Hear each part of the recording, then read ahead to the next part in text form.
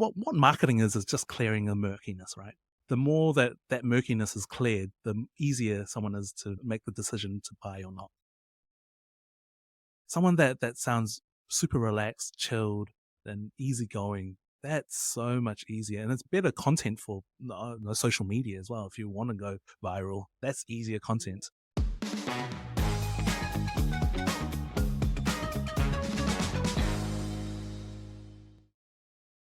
Welcome to another episode of Better Business, Better Life. I'm your host, Debra Chantry-Taylor, and I'm passionate about helping entrepreneurs lead their ideal lives by creating better businesses.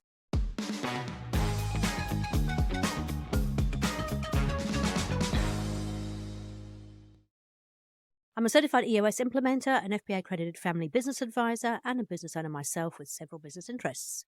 I work with established business owners and their leadership teams to help them live their ideal entrepreneurial lives using EOS, the Entrepreneurial Operating System.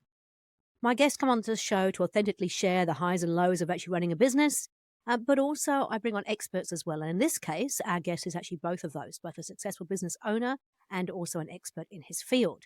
So today's guest has actually been dancing professionally for 15 years in West Coast Swing and other partner dancing.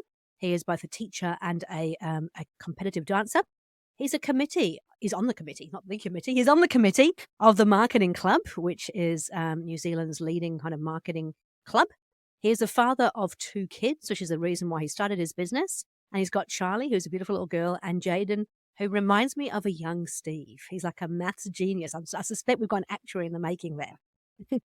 So today, we are going to learn about the value of video outside of social media, because we often talk about using video in social media, but it's so much more powerful than that. So I'd like to introduce you to Michael Pohm, who's the founder of Vouch Video Testimonials. Welcome to the show, Michael. Thank you very much, Debra. What an honor. Thank you very much for having me on here. My absolute pleasure. So we obviously know each other from outside of this studio, and chatting with Michael recently, I said, look, you got to come on the show and share with me the stuff that you actually know. So we met in an unusual kind of situation in that I think I met you first, and then I started working with your wife, who actually runs your partner, who runs her own business. So she's got a dance studio with a number of team members as well. And then, of course, we made the connection and we realized that actually I knew you both, but you were together. And I just remember the first time I really got to chat to you. I just happened to be on some of my worst days because I was sick and we were overseas together on a retreat. And I just remember sharing a boat with you. I'm like, I want to make a good impression with you, but I'm just trying to drum up this energy to be really like engaging with you. To be honest, I knew that you were unwell, and I know how difficult it can be especially when you're unwell and overseas traveling. So I got it. And to be fair, we'd met before that anyway, so I'd actually already got a bit of a sense of what's going on. But anyway, you have an interesting kind of background because you have not always been a business owner. And in fact, when did you start this business? So this business is only a year old. I've been in the video game professionally for 4 years. I've run businesses, Airbnbs and whatnot, since just before COVID. But before that, I was in recruitment for about 12 years. Oh, wow. Okay. Recruitment. Yeah, I was in recruitment for 12 years. And I guess what I've kind of done now is kind of brought all that recruitment science, all that interview technique. Because I've recruited from bulk recruitment, filling up a whole restaurant through to shoulder tapping people, going on LinkedIn, finding people, and then just really making relationships. So, Michael, I'd love to hear a little bit about your story, because you've not always been a business owner, but you chose to go into business ownership after having a career elsewhere. So tell us a bit about how you got to where you are now. How long's Vouch been going for? What were you doing beforehand? So Vouch has only been going for about a year. Before that, I was doing professionally videos for about 4 years. And then before that, I was doing Airbnb. But really, the reason why I kind of got into the space of video testimonials was that my career was 12 years in the making in recruitment. So when I brought in all the recruitment science, the interview techniques, the relationship building, because when you're in recruitment, you're not just kind of scanning through, or especially on the high end anyway, you're really building a relationship. Even if they don't fit in this particular job, you want them to fit in another job. So as much as I'm trying to siphon out what really makes them tick, I'm also trying to build a relationship with them. So when I kind of got into the whole video world and said, you know what, I love using technology. I love using the cameras. I love using all the lighting equipment and whatnot. But what really made me tick and really made me fall in love with the whole interview process was that you can really connect with someone on camera, and then the stories that gets told with that emotion gets told so much better. And I just remember this one time I was working with a client and I didn't know them from a bar soap. 15 minutes in, and they were crying. They were crying because they were just so blessed with the work that the client was was doing, my client. And they were like, wow. So it was at that point of my career, I was like, I can do video testimonials full time because I feel like I've got the ability to ask great questions, really connect with someone, and I've got the technical knowledge to make something look amazing on video as well. So that's really how Vouch came about. Was that one particular client said, no, just showed emotion, showed so much emotion. And like I said, I didn't know them from a bar of soap 15 minutes beforehand. And with 15 minutes, I was able to tap into some emotions. That's obviously a skill you got there. It's really interesting, isn't it? Because you now have a guarantee, and this is part of my EOS stuff. No, but this is what I know, because part of EOS is we always say you should have a proven process, you should have a guarantee. And your guarantee always makes me smile whenever I see it. So what is your guarantee? It's the Hug Back Guarantee. It's the Vouch Hug Back Guarantee. And you're allowed to high five me as well if you don't like hugs. That came about because over the last year, so while I've been doing Vouch, I've asked a lot of people to do video testimonials for me for Vouch, and that happened. I didn't do anything with the videos. It just kind of sat in the background while I was working for all my clients, creating my clients' content. One day I was like, no, Mike, I need to start creating content for myself, and I just put all my content all together, and it just happened that I was always capturing the end of the videos where I was hugging all my clients. It was amazing. So I've done over the last year. I've done 22 video testimonials for myself. And it wasn't until I was like, I started adding them up. I was like, wow, I've hugged everyone, or I have had a very emotional relationship with all my clients that has vouched for me 22 times. So I was like, well, you know what? This is more than just.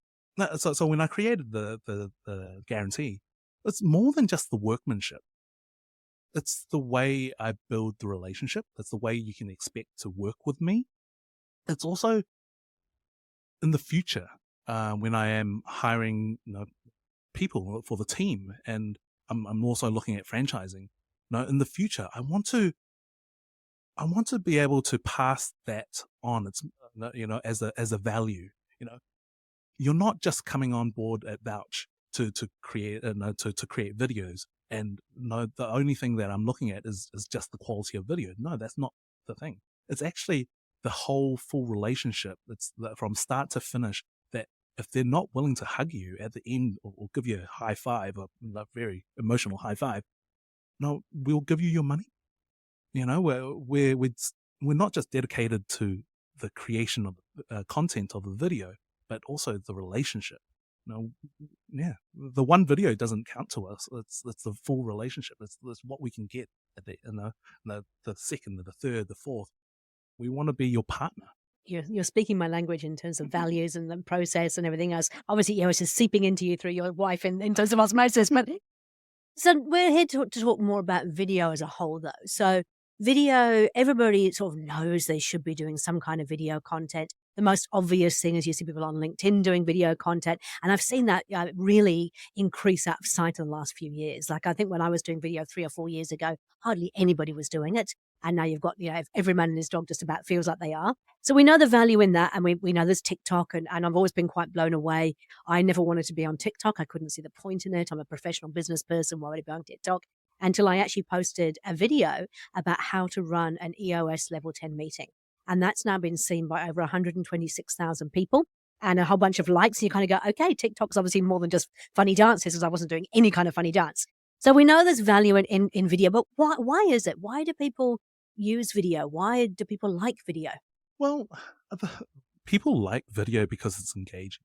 You can cut through a lot of it. I guess the medium of video is that you can show rather than tell. So the boring videos, or the videos that tend to get skipped quite a bit, is when people sit in front of a camera and just tell people what it is, rather than showing the whole experience. I've created plenty of videos where someone's talking about their values. Oh, our value is friendship. Our value openness. Is, whatever their values are. But as a video editor, as a videographer, show them. What does that mean? When your company is inclusive, what does that mean? Show what inclusive is, rather than just talking about, oh, we celebrate Rainbow Day or whatever it is. Like, no, give me some footage of how you celebrate that, right? And I just think, there's a stat out there that, what is it? 85% of all consumer traffic, internet traffic, is video. So we're not talking about big data transfers. We're just talking about normal person, you and I, kind of search what do we kind of consume online. 85% of that, or even more, I think, is video. I saw some stat the other day about how big YouTube has become. Like, it's just phenomenal, and it's watched not just on our laptops anymore, but on our TVs as well. So we're all actually watching stuff that we used to perhaps watch on our laptop or our computer screen, actually on our TVs at home now as well. Whenever I go home in the evening, Jaden would love this, Steve's always sitting there watching some kind of maths or physics video on YouTube. He spends every afternoon doing that, so it's quite cool. But what is the secret to video then? So you're saying we shouldn't just sit there and kind of talk at them, we have to show. But there's a certain skill in that, isn't it? Like storytelling. What do you say people have to do to get the showing bit across? I think our priorities are wrong sometimes a lot. So I find a lot of people that I talk to, they talk about they want views, they want people, they're looking for viralness. Everyone's looking for viralness, and what I'm saying is that the amount of views or it's important, of course, because that's how you count how good a piece of that's right. But really, who's viewing it? Are the right people viewing it? Are you talking to the millions of the billions of people on this world, or are you talking to your client? So here's an example. If you were doing open heart surgery and you've never done open heart surgery before, and the only resource that you have is a video, 1 hour video of how to do open heart surgery, guess what? You're going to be watching that one particular video over and over and over again until you have it absolutely right. So the whole idea... By the way, we do not recommend anybody does open heart surgery from YouTube videos. Just saying. Disclaimer. But yeah, I hear you. So you're going to watch it over and over again to make sure you get it right. Yeah. How successful a piece of video is, it's not like the amount of views it is. It's how well does it connect with your client or your audience, the people that really matter to you. So if you're creating content for your business, really have your business clients in mind of what you're creating. So even if it doesn't create viralness, it's still a good piece of content. So what I'm wanting to say is that a lot of people are thinking about the top of the funnel marketing. That's your social media, your YouTube, your Facebook, your Instagram, your TikToks, all those. It's great to invite people into your world.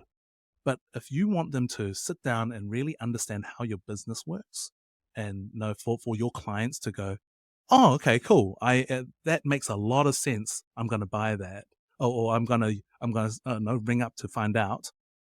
That all requires a lot of communication, a lot of boring information, to the mass. But no, it's not boring if I'm buying something that's worth $200,000. It's not boring if I'm committing 3 months worth of salary on something. Before I buy a jet ski, I'm going to go find out reviews. I'm going to find out how this versus that. So I just find that a lot of companies get fixated on virality. And I've heard that a lot too. And I think it's really important to note, very, very few things actually go viral as well. And often it's not for the right reasons. So you can go viral and it's not necessarily a positive thing. I'm actually in the process of writing a book at the moment. I'm working with a book coach and a book publishing company. Yeah, yeah. And one of the things that they said to me straight away was, who is your target audience? And part of me sort of went, I was really clear about who my target audience was and who I wanted to talk to and what I wanted to share with them in terms of value. But then another part of my human brain kind of goes, but if I just do that, I'm going to miss out on all this other stuff over here. And fortunately, I had a realization that it's okay. You can write that book and then you can write another book for another audience and another book for another audience. But it actually is really important that you know who you're talking to, would that be in a book, would that be on video, because you have to add real value, not generic. Yeah, there's a good book called They Ask You Answer. Have you ever? Yes, I have actually. I've got it.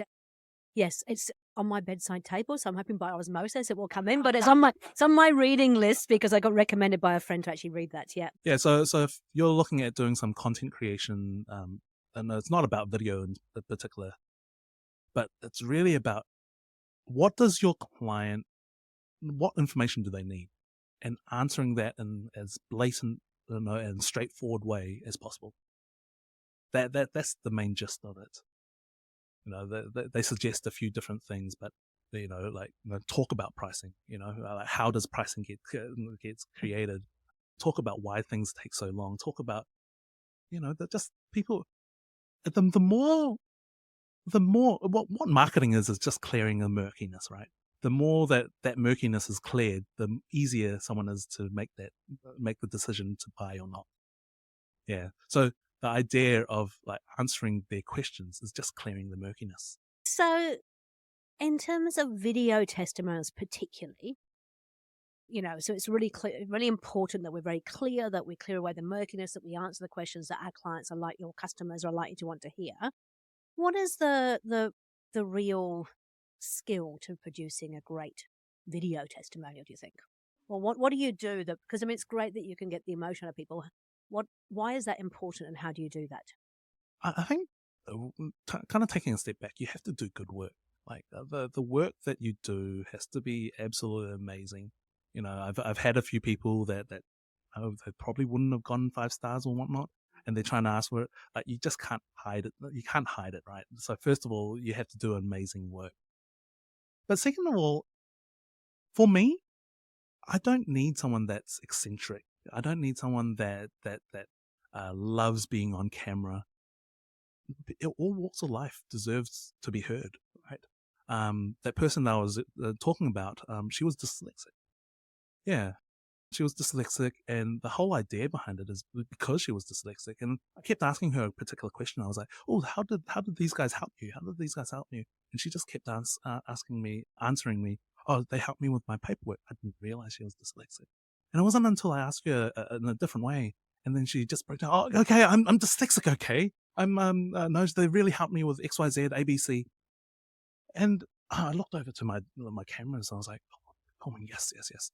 And I knew she was kind of quivering already. No, it didn't make the cut of the end video, but I just remember asking her, just looking directly into her eyes, and said, "Yeah, how did that make you feel?" And I just remember it so fondly, just because it's such an honor when someone does open up and talk about that. And that's not always going to happen with everyone, right? But to have those truthful conversations and not just be a marketing activity. No, so many times it's just a clipboard, a whole lot of questions that pre-created. I just don't think those questions or the way, those words create for great communication. Communication is so much more than the words that you use. It's the way that you interact with those words. And I think interacting and the emotions behind it, you can capture all that. You can capture all that.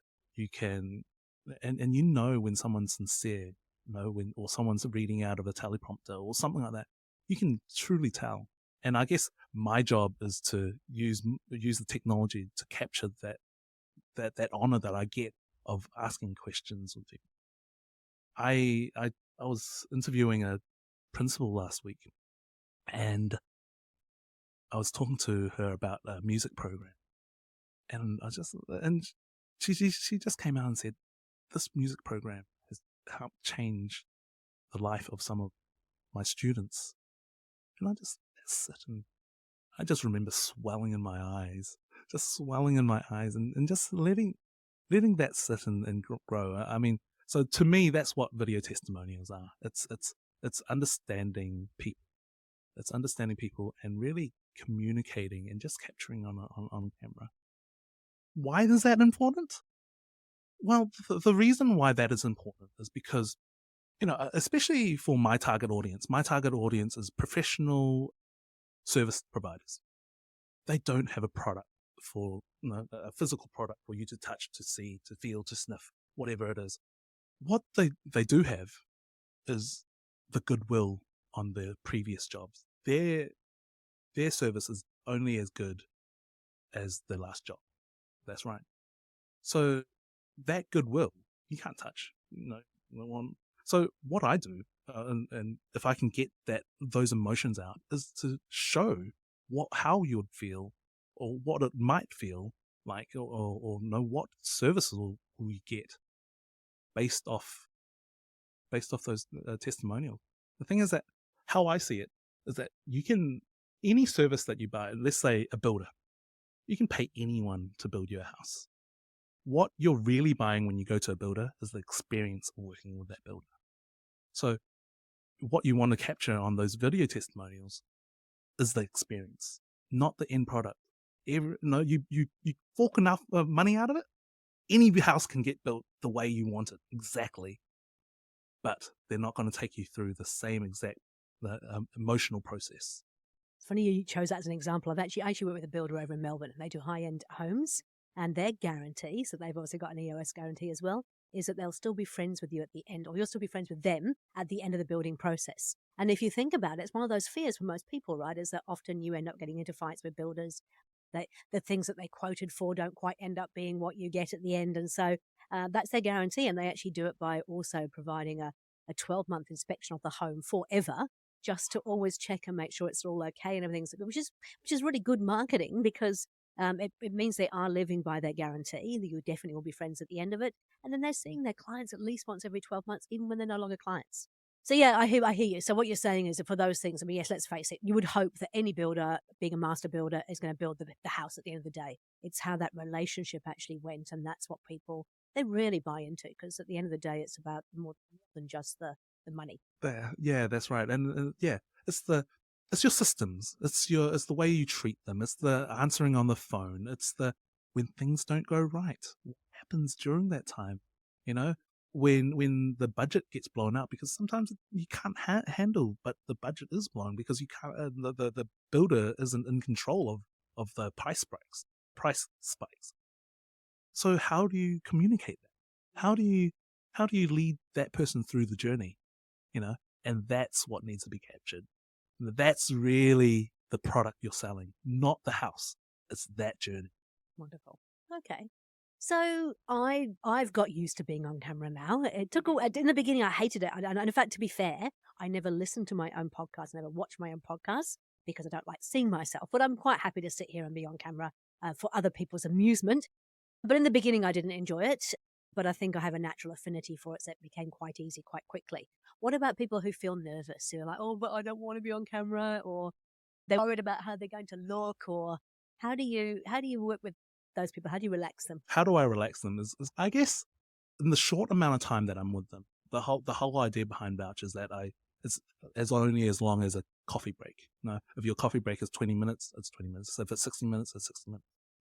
But so within that time, I can't make them feel comfortable in front of they can't be intrinsically comfortable. But what I can do is that I can sit down and talk to you eye to eye and get you to forget about the camera. I tell them, don't look directly straight into the camera. That's when you get scared. When I start talking to you and start talking just like a coffee date or whatever it is, it's just, you forget about it. And when I'm really listening, when I'm really kind of trying to process what you've just said, you spend time to just really think about what you're trying to say. And the moment that I'm not truly listening and I'm just looking at looking through the camera, I just become, I just become an object that they're speaking to. yeah, you lost them. And that's when I'm overthinking. And that's when I'm in R and I'm worried about it. And I guess ums and ahs, because the thing is that what I do is the 30-minute interview, and all I'm doing is cutting it into a 2 to 3 minute video. I'm cutting out all the ums and ahs. It's up to me to tell that story in a concise way. It's not up to you, especially as the client's client, the guest. They in their mind, they've done their job. They've paid. They're doing this as a little bit extra because they've done just such a great job. But they're not there to sell your service. They're not here to kind of really promote you. They're here to just, talk, share. They don't deserve to try and remember lines. That's not them. They're just there to share, and they've only got 20 minutes to an hour. So it's really up to the person, the interviewer, the editors, to get the right information and cut it into and tell that story for them as well. So yeah, that's kind of where I'm sitting.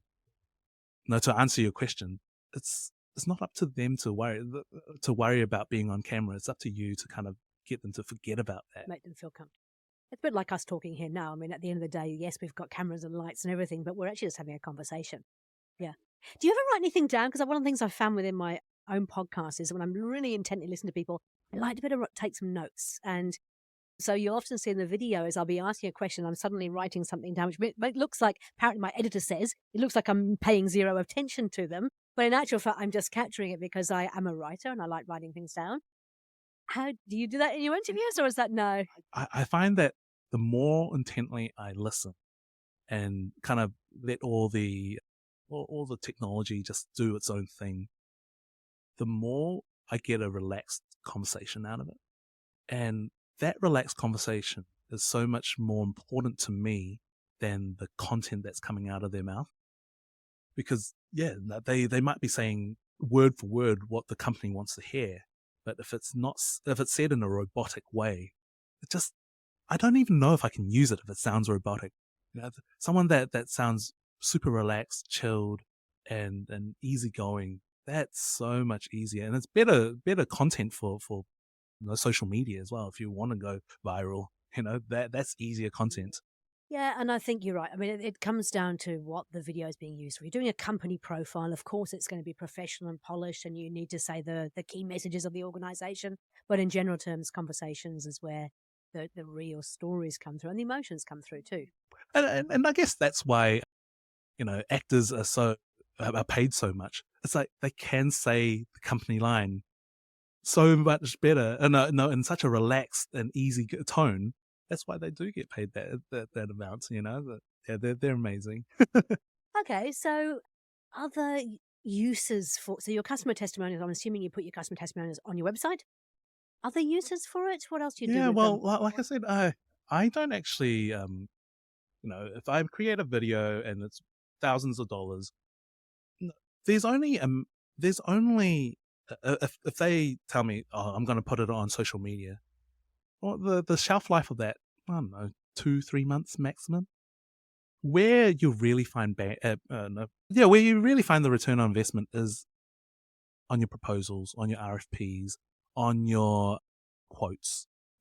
So if you've got someone, let's say a young couple that you're working with, send them another young couple that was in their particular situation. Let's say a mortgage advisor. You're working with a young couple, first house that they're looking at buying. They don't know if they're choosing you or another mortgage advisor. Hey, look, I've worked with this young couple that, that's exactly similar, and look at what they have had to say. You can use that for 2, 3, 4 years. Yeah. So it becomes like a show reel, right? But you've got all these different videos for different scenarios that you can actually tailor it. Again, a bit like writing the book, right? Tailor it for the person you're talking to. So if I'm talking to a male business owner who's working in building engineering, probably not best that I show them a female virtual assistant company because they get, or your wife's dance studio, right? Because they're going to kind of go, yeah, it doesn't really relate to me.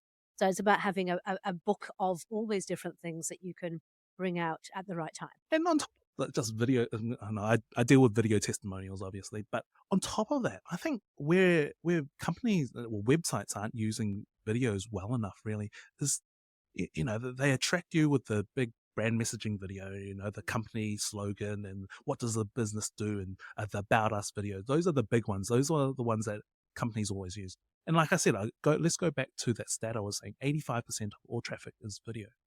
How much of your website is video? 5%, 10%, so why does that not correlate? And again, everyone's trying to toe that company line with the right words and whatnot. But again, with video and the convenience of video now, why is when you go in and book a slot, a time slot with you for a meeting, why is there no video to explain what this time slot is and what are you expecting to hear, and what are you how long is it going to be? This is a time lapse of what that video is, and this is the content that we're going to cover. Yep. Maybe not a sped up version of me. They'd never understand it. No, with the voiceover maybe. But then and then your pricing. Again, like talk about the pricing. How even if you can't give a solid pricing for that thing, how is it calculated? If you're building a kitchen, okay, well, this is the square meterage, and depending on the type of the material that you're trying to use, that should all be a video, or should be video content. Like I said, I don't think New Zealand companies and websites are using video to the best of their ability. I'm thinking I don't really use it on mine, which is interesting. Yeah. It's not the be all and end all though, right? Because I'm actually not a video watcher, so I'm terrible. I don't really watch videos. And so you've always got to have both options available, haven't you? You're absolutely right. You're absolutely right. But like I said, it's to show, not to tell. So if I can tell you what the processes are, the 5-step process, but show me what those 5 steps look like. And I think that I remember when I did my first videos many, many years ago, videographer, it was about telling, my story and how I work with people. And it was showing them, like me out with the dogs, walking the dogs, and me in my Porsche at the time, and just various things that were really important to me. And what it actually did, I think, for me, is that when people first met me for the first time, because they'd already watched that video, they felt like they already knew me. And so it broke down that initial barrier of, oh, you're a complete stranger, I don't know who I'm talking to. I think when you show, on the other side, when you show your clients, your customers talking, people will listen and kind of go, yeah, that's me. And the more yeses you can get in somebody's head before they meet you, the more likelihood you've got of actually converting them to a client. That's why personal branding is so important at the moment, right? People want to know, people are dealing with a person, right? You're dealing with personality, and then you want to show who you are as a person, and how do you respond to stress? How do you respond to celebrations? So I guess that's why personal branding videos and people, what is it? Influencers are such a big thing right now, because we want to know how people react and what can you expect when dealing with a company or business. Mm-hmm. Yeah. Okay. So for those people who are considering doing this on their own, I think what I'm hearing you say, and this is not a sales pitch for you at all, but it's like actually the technical bit, the putting the camera in front of somebody is a very, very small amount of it. The biggest part is actually in the way that you actually bring the best out of that person. Yeah, choosing the right person. Firstly, they have to adore exactly what you do. They love exactly what you do. But yeah, absolutely, it's asking the right questions, and really asking deeper questions than just the surface level. It's like, no, rate me out of 5 or something like that. It's like, what does easy mean? What they took care of all the work mean. Debra took me into a workshop, and I just came out with clarity. What does clarity mean? And that makes for the best content for me to be able to edit as well. For anyone to be able to edit. When you can really dive into what that means, that from the dive 5 whys under, and you know exactly what it is. What motivates someone, right? Yeah. The Harvard 5 Whys, for those of you who are listening who haven't heard of it, it's something we actually encourage in our IDSing in EOS as well. Is like, just keep asking what curious child. So why is that? And then why is that? And why is that? And why is that? And who does it affect and when and blah, blah, blah. So yeah, really important. Okay, cool. In terms of top tips for people listening on the podcast, what would you say your 3 kind of top tips are if they're either haven't been using video and considering doing it, or haven't used client testimonials and considering doing it? What are the 3 top tips you would share? I think they ask you answer absolutely read it. If you're wanting to get into content creation, that really gives you a good idea of what your audience will want to see. So, yeah, that's always been client-centric. Being client-centric, being audience-centric of what to create for them, and stop worrying about going viral. Stop going about being. Going viral is just when what you're saying or what you're doing or what you're showing connects with them, right? And once you connect with them on a particular level, yeah, that'll go viral. And I think what's important, I always sort of liken social media and videos, particularly on social media, to being the TV adverts of the future in some respects. So obviously you want to be engaging. Yes, you want to get people involved, and sometimes you will, sometimes you won't. But if you're consistent and you've got consistent marketing out there, then they are at least seeing you at some point. And at some point, they'll see a piece of content they want to look more at. So, if you put one piece out and go, ooh, I didn't get very many likes or it didn't really perform very well, you're doing yourself a disservice by stopping there. Because I know I've now been putting out content for millions of years. And, sometimes you look at the stuff and nobody responds. And other times you have people who are like, wow, that was really helpful. Thank you so much. We're just so into, The instant gratification, that's right. the dopamine. That's I know. right. But that's not what's important. It's like writing a book. You got to think about who you're trying to reach and give them real value. Yeah, being client-centric is absolutely, the top tip I can give. It's just really thinking about who it is that you're talking to.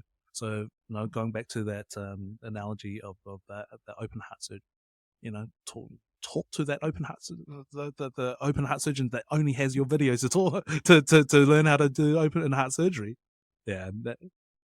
What about giving away too much content? I'm very abundance minded, and I've always believed that I can give away everything that I know because you can actually Google everything I know anyway. There's nothing that I know is unique. But some people are really nervous, like, if I give them the how-to or I show them what they can do, then they'll never come and use our service. Information is so cheap these days. We're not back in the day where you need only a select few families had a set of encyclopedia. So you had to go over to your friend's house to write down, oh, what does that mean? So it's so cheap. ChatGPT, you type in, oh, what does, it comes up. You go on Google, there's billions of pages out there. It's so cheap. So in saying that, what's the value of the actual information that you're holding? Is it as easy as doing a quick search? If it's as easy as doing a quick search, then I'd say sell the implementation. Yeah, sell the implementation, sell the execution. And even if you do give away how I do my execution, how many people are actually going to execute that particular way? If they do, hey, guess what? You've got a first mover's advantage. No, it's true. And you think about how many books we read, and you read the book and you think, oh, it was so good. And do we actually do anything with it? So a lot of people, especially when you're in the service industry, people want you to help them. So that's what you do. Okay, cool. Any other final tips before we wrap it up? Yeah, just use more video. Like I said, 85% of all traffic is video, and how much of that is on your website? How much video is on your website? It's obviously saying that we like to consume content in video format. So if you take nothing else from this podcast, I would definitely recommend you have a look at your website. I know I'm going to right now, and see what video content there is there. Or even say come to our location, give us a video of where to park. It's those small mundane things like, how do I find parking? If parking's not here, where else could I find parking? Done right now. Okay, brilliant. Thank you. Hey, Michael, pleasure as always. Thank you for sharing your advice and your tips and things. And obviously, we'll put your contact information in the bottom of the podcast. So if you want to contact Michael, by all means, do that. But yeah, lovely to have you on my video. Thank you, Debra. Thank you. This was fun. Cheers.